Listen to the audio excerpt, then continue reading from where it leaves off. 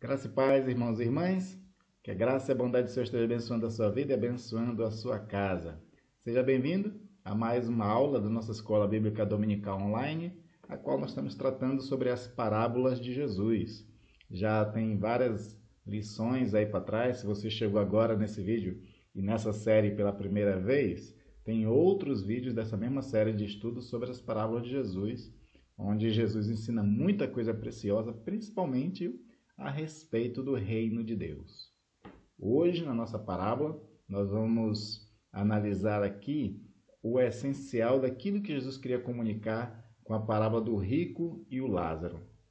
Essa parábola é uma parábola um pouco polêmica, muitas discussões têm gerado sobre essa parábola, muitas doutrinas, inclusive, têm sido geradas por conta dessa parábola. As pessoas creem de uma forma, né? Outros defendem de outro jeito. Só que a gente não está preocupado aqui em discutir essas questões mais de âmbito teológico, essas coisas não.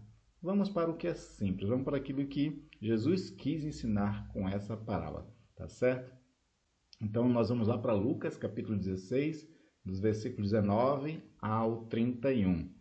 Lá nessa parte, e eu coloco aqui para você acompanhar comigo na mesma versão, diz o seguinte: Ora, havia certo homem rico que se vestia de púrpura e de linho finíssimo e que todos os dias se regalava esplendidamente. Havia também certo mendigo chamado Lázaro, coberto de chagas, que jazia à porta daquele e desejava alimentar-se das migalhas que caíam da mesa do rico, e até os cães vinham lamber-lhe as úlceras. Aconteceu morreu o mendigo e ser levado pelos anjos para o seio de Abraão. Morreu também o rico e foi sepultado. No inferno, estando em tormentos, levantou os olhos e viu ao longe Abraão e Lázaro no seu seio. Então, clamando, disse: Pai Abraão, tem misericórdia de mim e manda Lázaro que molhe em água a ponta do dedo e me refresque a língua, porque estou atormentado nesta chama. Disse, porém, Abraão: Filho, lembra-te de que recebeste os teus bens em tua vida, e Lázaro igualmente os males. Agora, porém, aqui ele está consolado, tu em tormentos. E além de tudo, está posto um grande abismo entre nós e vós, de sorte que os que querem passar daqui para vós outros, não podem, nem os de lá passar para nós. Então replicou: Pai, eu te imploro que mandes à minha casa paterna, porque tenho 5 irmãos, para que lhes dê testemunho, a fim de não virem também para este lugar de tormento. Respondeu Abraão: Eles têm Moisés e os profetas, ouçam-nos. Mas ele insistiu: Não, pai Abraão, se alguém dentre os mortos for ter com eles, arrepender-se-ão. Abraão, porém, lhe respondeu: Se não ouvem a Moisés e aos profetas, tampouco nos deixarão persuadir, ainda que ressuscite alguém dentre os mortos. Então, essa é a parábola que nós vamos meditar nela, mas vamos pedir antes a graça do Senhor, pedir a sabedoria do Espírito Santo para nos conduzir nesse estudo. Amém? Oremos. Pai amado e querido, te peço a tua graça, a tua bondade, Senhor, e a condução do Espírito Santo no nosso estudo hoje. Foi o Espírito que inspirou os apóstolos, Senhor, a escreverem esses textos. Então nós pedimos que o mesmo Espírito seja o intérprete e seja o nosso mestre neste estudo. Assim te peço em nome de Jesus. Amém. Amém. Então nós temos nessa parábola aqui uma coisa que é bem interessante para nós revisarmos, né? Desde lá de Lucas capítulo 15, também a primeira parte ali de Lucas 16, nós temos 2 temas muito presentes de parábolas desses textos e com 2 coisas caminhando junto. Uma é a questão da salvação e a outra é a questão também de dinheiro. Então, por exemplo, quando a gente vai para capítulo 15 de Lucas, começa com lá sobre a ovelha perdida, né? A ovelha, a luz do judaísmo antigo era fonte de riqueza. Eles eram um povo agropastoril, né? Depois tem a parábola do dracma perdido, que é um dinheiro. Depois tem a parábola do filho pródigo, que desbanja, né, o dinheiro dos pais. Depois, no capítulo 16, nós temos aqui sobre o administrador infiel, né, e essas coisas todas. E aí você percebe nessas parábolas a questão do mau uso e do bom uso do dinheiro, mas sempre ligado também à questão da salvação, né? Então, por exemplo, as parábolas do capítulo 15, Jesus dá um pouco de ênfase nessa questão, além de que tem o dinheiro envolvido, mas nessa questão do arrependimento, daquele que é perdido e foi achado, e ao ser achado, Jesus diz que é a festa no céu, porque aquilo tudo exemplifica, né, o arrependimento de alguém que volta para Deus.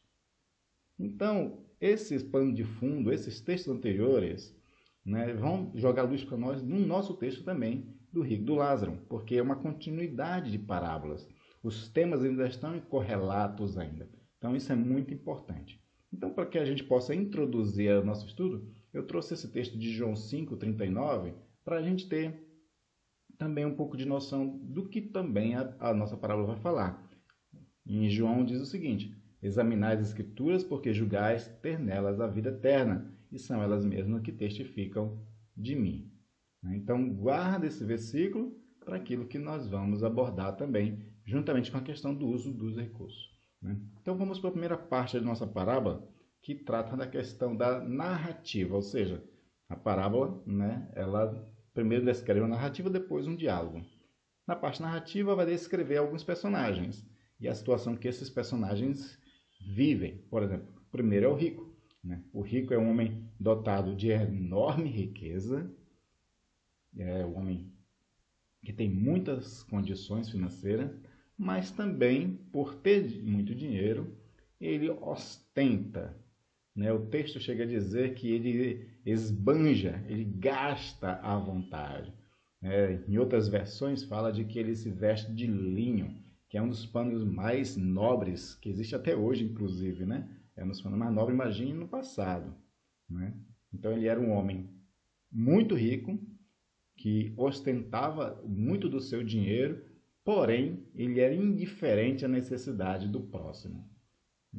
Ou seja, ele gastava todo o seu dinheiro para si mesmo, ostentava, se vestia bem, comia do melhor, morava num palácio, morava num lugar muito bom, muito confortável e era indiferente com a necessidade, com a pobreza, com as coisas que estavam fora da sua porta.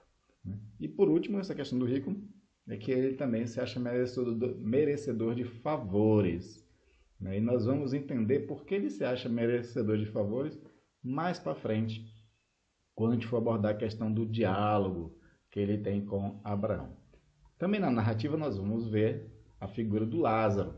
A palavra Lázaro, ela vem de uma raiz em que quer dizer Deus ajuda, porque a palavra Lázaro, ela é similar à palavra hebraica Eliezer, a construção da parábola, quer dizer Deus ajuda.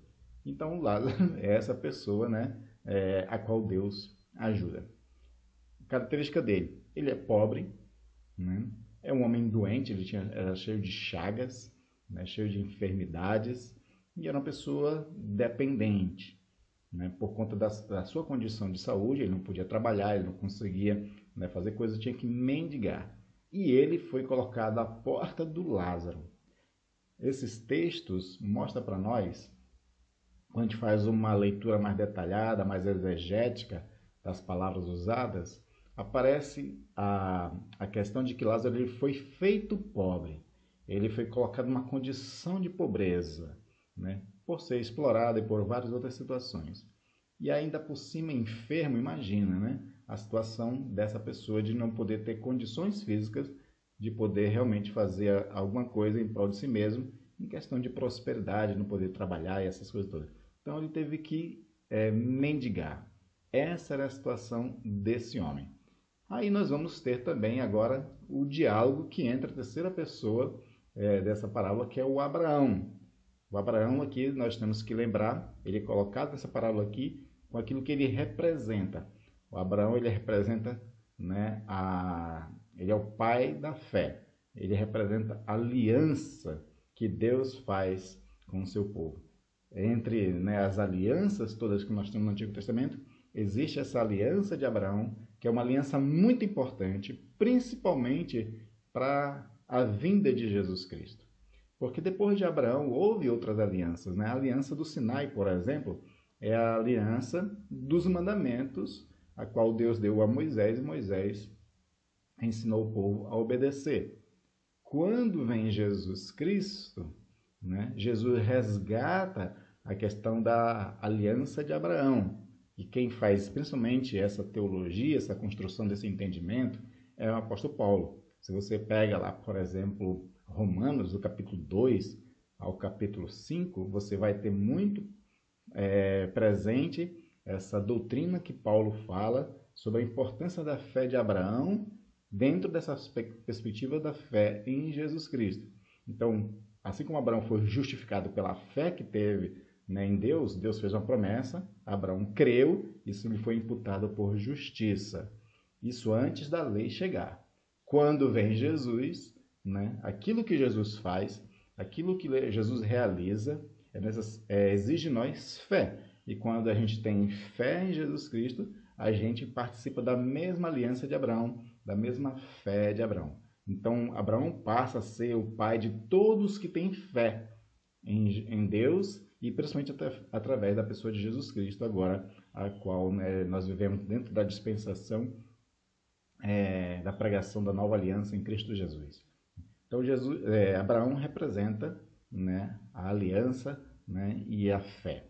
Aí, claro, por ele ser o pai da fé, ele é aquele que acolhe os filhos da fé. Isso na parábola, né? Está tratando da parábola aqui, né? Então, na parábola, por ser o pai da fé, ele acolhe os filhos da fé, né? E aí, por último, nessa figura, né, o Abraão ele reconhece que a fé deve vir pelas Escrituras.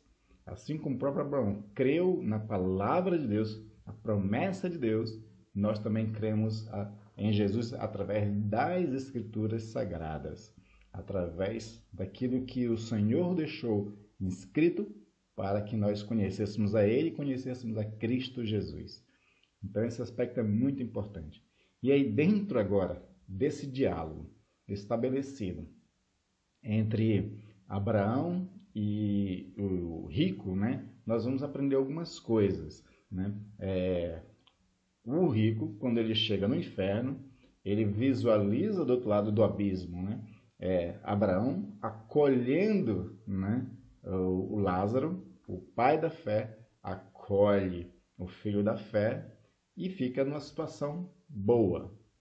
Aí o rico, que está passando um momento de sofrimento, de sede, de muitas coisas, ele pede que Abraão mande Lázaro molhar a ponta do dedo e ir lá, né, tentar aliviar o sofrimento dele. Aí Abraão lembra ele dessa questão. É o seguinte, olha, enquanto você estava vivo, você recebeu todos os bens e você viveu muito bem com esses bens. No entanto, Lázaro, ele não tinha nada. Ou seja, o Lázaro, que não tinha nada, viveu na pobreza, viveu em dor, em sofrimento de suas enfermidades, agora, né, ele está na condição boa por conta da sua fé, né? Enquanto que o Lázaro, por conta da situação boa que ele viveu, ele teve dificuldade de crer, de viver pautado na fé em Deus, pautado inclusive na lei do Senhor, né? E aí, por conta disso, da sua desobediência, da sua incredulidade, da sua indiferença ao Senhor, sua indiferença para com o pobre, agora ele está nessa sua situação de sofrimento. Aí nós precisamos esclarecer uma coisa, né? Existe aquela linha de interpretação da teologia da prosperidade, que a pessoa que está bem financeiramente é porque ela está bem com Deus e com a sua fé, né? Isso não é verdade, né? Nem toda pessoa próspera está bem com Deus. E a sua prosperidade não é indício de que está sendo abençoado por Deus por conta de viver corretamente para com Deus.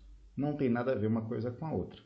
A prova aí do lado do rico é de que ele, sendo rico, usufruindo de todas as coisas, isso não tinha nada a ver com ele estar, né, numa relação favorável com Deus. Por isso que ele vai parar no inferno, né? Também, por outro lado, né, que aí já é um outro problema da teologia da libertação, é achar que a pessoa, por ser pobre, já tem a salvação garantida. Não tem nada a ver também. A condição da riqueza não quer dizer bênçãos espirituais, né, no sentido de estar vivendo, né, de uma relação com Deus e por conta de viver uma boa relação com Deus está sendo próspero, nem por ser pobre, né, quer dizer que já tem o céu por garantia. Não. O que faz que a gente herde os céus, o que faz com que a gente vá para o seio de Abraão, usando a linguagem que Jesus está usando aqui na parábola, é a fé.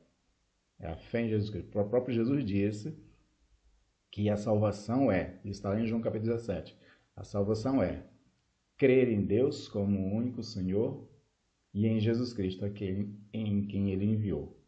Então, a crença, o crer, que é a questão da salvação.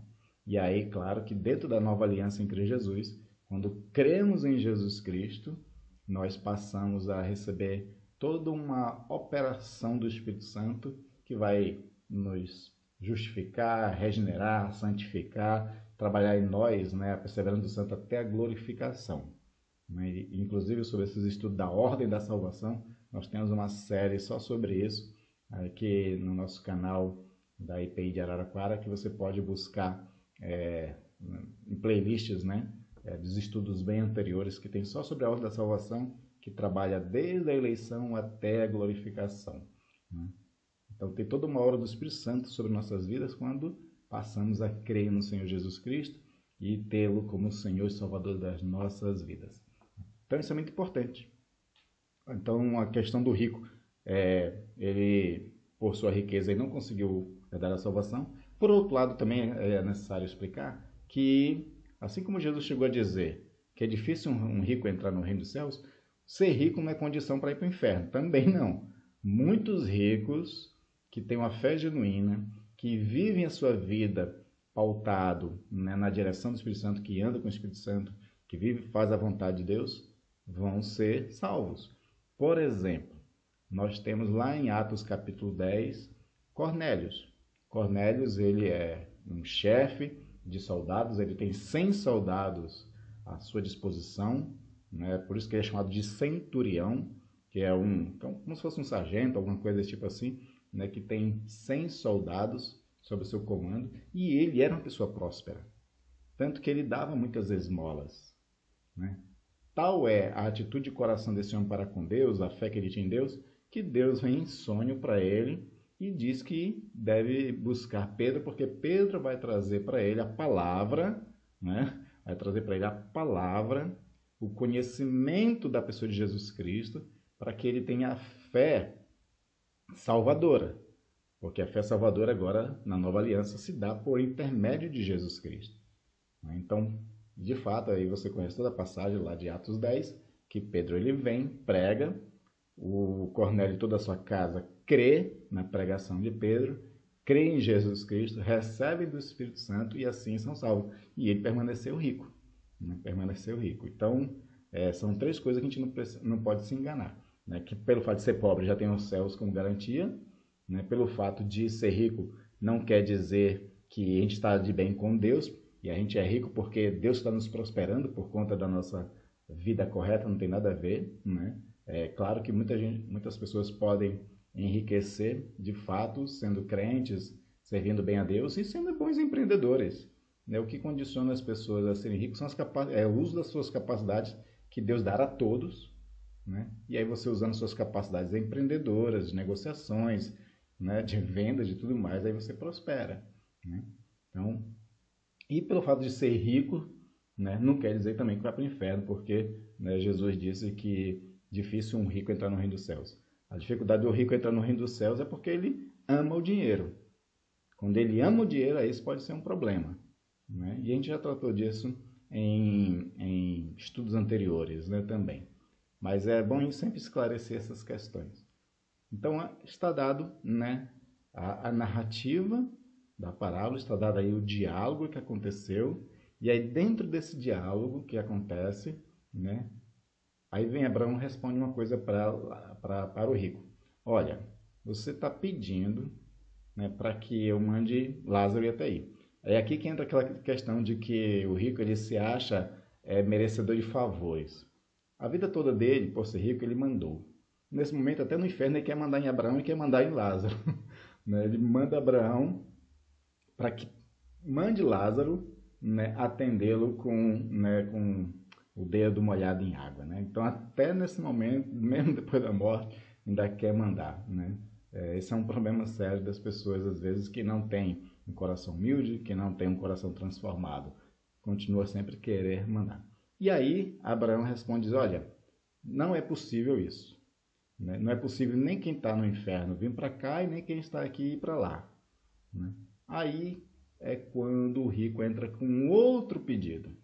Né? Sempre se achando, né, que tem direito a alguma coisa. E aí, nesse segundo pedido, ele faz o seguinte, olha, manda então ele, né, sempre querendo mandar, né? Manda então Lázaro ir até os meus parentes, para dizer e revelar qual é a situação aqui de que eu estou no inferno, mas que existe um céu, que eles podem ir também. Né? Ou seja, ele pede para que Lázaro ou seja ressuscitado ou vá como uma espécie de espírito para pregar aos vivos da família do rico. Aí é quando entra um ensino poderoso. Né? E nós vamos aprender esses dois ensinos agora. Né? Primeira questão é a questão de que quando Abraão ele ensina o seguinte, olha, eles têm Moisés e eles têm os profetas. Quando se fala tem Moisés e os profetas, em todos os textos do Novo Testamento, é uma referência que eles têm às Sagradas Escrituras, porque Moisés e os profetas era a totalidade das Escrituras na linguagem deles. Moisés seria os 5 primeiros livros, os profetas seriam os textos proféticos, mais os livros históricos, mais os livros poéticos, né? Então eles colocam como se tivesse a escritura como um todo ali. Então eles têm isso. E aí é quando Abraão diz que eles acessem essas escrituras, né? Ouçam-os, aliás, a expressão que ele usa é essa, ouçam-os. E ouvir no sentido hebraico, nesse sentido da fé, ouvir é atentar para aquilo que está sendo ensinado e obedecer aquilo que está sendo ensinado. Isso que Abraão está dizendo. Então, os vivos, eles têm que crer, eles têm que se aproximar de Deus através daquilo que as Escrituras ensinam. E aí é quando entra aquele texto, né, que eu comecei aqui, né, depois da oração, que é Jesus dizendo, olha, vocês examinam as Escrituras e acreditais que nela, né, falam para a vida eterna. De fato, a Bíblia, ela, no Antigo Testamento, ela aponta para a salvação. E principalmente aponta para a salvação em Jesus Cristo. Por isso que Jesus diz, elas testificam de mim. Quando Jesus ele ressuscita dentre os mortos e ele se encontra com 2 pessoas a caminho de Emaús, Jesus ele ensina tudo a respeito das Sagradas Escrituras que falava dele. Né? Então as Escrituras já estavam apontando para a salvação, mas apontando principalmente para a salvação na pessoa de Jesus Cristo. Hebreus capítulo 11 fala sobre essa questão de que muitos heróis da fé no passado, eles ansiavam por um dia. Eles ansiavam por ver alguma coisa. E o que dia e o que eles queriam ver? A vinda de Jesus Cristo. A vinda do Messias. Eles esperavam o dia e esperavam a pessoa. Né? E Jesus quando veio. Né? Por isso que Jesus diz assim, olha, ai de tal cidade, né? Porque se na época, não sei de quem, a gente fala de Nínive, né? Que se converteram pela pregação, ai de vocês que agora me veem e não se convertem. Ou seja, se Nínive se converteu com a pregação de Jonas, mais vocês ainda deveriam se converter, porque agora está aqui alguém que é maior do que Jonas. É isso que Jesus está ensinando dentro dessa conciliação de que é as Escrituras que apontam para Jesus, que é nosso instrumento para que nós tenhamos acesso ao conhecimento que gera fé na pessoa de Jesus Cristo. Então Abraão diz isso ao rico. Ele diz: tem Moisés, tem os profetas, ouçam-nos. Por quê? Porque ainda que vá um morto lá e pregue, eles não se converterão. E de fato é uma coisa que nós precisamos atentar dentro de uma realidade que nós vivemos hoje, de espiritismo e de outras coisas, né? A gente não tem que dar atenção para espíritos ou para qualquer outra coisa, até anjo do céu. A gente não tem que atentar para nada que possa surgir no sobrenatural para querer nos ensinar algo. Nós já temos a Sagrada Escritura e agora nós temos ela principalmente completa. Na época de Jesus só tinha o Antigo Testamento. Agora nós temos o Antigo e o Novo Testamento. Então, por isso que Paulo vai dizer, né? Ainda que venha um anjo do céu e pregue um outro evangelho, que seja considerado maldito, anátema. Nós não precisamos de espíritos, não precisamos de mortos, de anjos, de nada, que nós temos as Sagradas Escrituras. Na verdade, se vier qualquer outra coisa ensinar para você, né, desse âmbito espiritual, sobrenatural, repreenda em nome de Jesus, né? Faça essa repreensão em nome de Jesus, porque nós já temos as Sagradas Escrituras e nós temos que crer nela, né? Por isso que Paulo vai dizer lá em Romanos 10:10, né, que a fé vem pelo ouvir e ouvir as Sagradas Escrituras, a palavra do Senhor. Então, esse é um ensino muito importante que Abraão está dando aqui, né, para o rico, mas na verdade é Jesus ensinando todos aqueles que estavam lhe ouvindo de que nós temos que crer, né, para a salvação através das Sagradas Escrituras. O segundo ensino muito importante, que também esse texto quer nos ensinar, é a respeito da nossa questão da desigualdade social, a diferença entre ricos e pobres. A igreja de Atos dos Apóstolos, ela enfrentou essas desigualdades sociais, mas a igreja ela veio também com soluções, ela resolveu esses problemas fazendo a partilha. Então você tem lá em Atos 2, 42 a 47, esse relato de uma comunidade de fé que é uma comunidade diaconal, né? Diaconal no sentido de que ela serve uns aos outros de tal forma que não deixa ninguém passar necessidade. Lázaro passava necessidade na porta da casa de um rico. A igreja não pode deixar ninguém à sua porta passar fome. E quando eu falo à sua porta, é só para usar essa linguagem da parábola, né? Porque dentro da própria igreja, às vezes, existe diferenças de pessoas de grupos sociais, financeiros, né, diferentes. Mas a gente não pode deixar que, principalmente um irmão da fé, passe por necessidade, né? Passe por fome, principalmente. A comunidade de fé, ela é uma comunidade diaconal. E a comunidade de fé é uma comunidade redentora. Então nós temos que ter isso como norte, né, ao estudar essa parábola. Essa parábola está tratando desses aspectos, né, de que a redenção se dá por intermédio das Sagradas Escrituras e a igreja do Senhor Jesus Cristo é aquela igreja que proclama a palavra do Evangelho que salva, né? E aí os ouvintes, eles precisam crer e responder, né, com arrependimento e fé, né, depois dessa pregação. A parábola está nos ensinando isso. Essas duas coisas têm que estar no nosso coração quando lemos esse texto, mas principalmente tem que estar na nossa prática de vida. Diante da necessidade das pessoas, nós temos que ser diaconais. E a nossa missão de pregar o Evangelho continua, para que assim nossa comunidade seja também uma comunidade, né, de fé redentora, que faz uso das Sagradas Escrituras para ensinar, corrigir, exortar e conduzir todo homem a Cristo Jesus. Amém, queridos? Espero que essa aula tenha sido clara, você tenha entendido bem, né, o propósito da parábola, aquelas discussões todas que tem sobre se de fato o céu e o inferno são visíveis, eles só separam o abismo, essas coisas não faz parte da discussão da parábola. A parábola ela é só uma narrativa para ensinar alguma coisa, ela não é real, né? A parábola é uma ficção, e aí como ficção, os elementos dela são somente para tentar nos mostrar alguma coisa.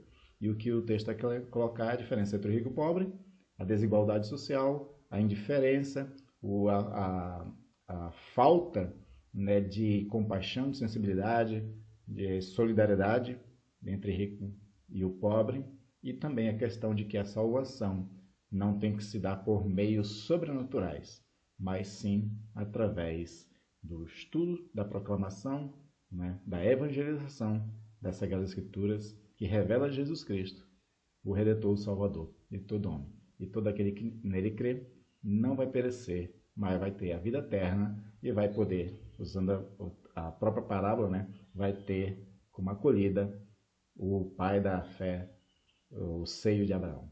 Amém, queridos? Que Deus abençoe. Até a próxima aula.